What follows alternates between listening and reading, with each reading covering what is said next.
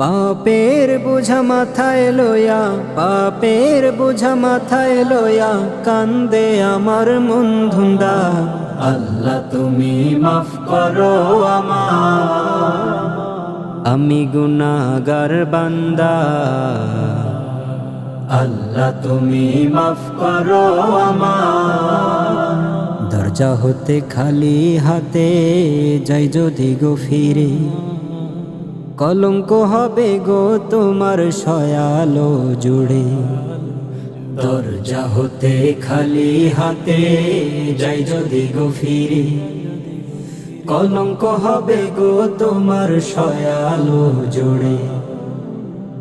খালি হাতে কেউ ফিরে না, খালি হাতে কেউ ফিরে না, বিশ্বাস করে মন অন্ধা। আল্লাহ তুমি মাফ করো আমার।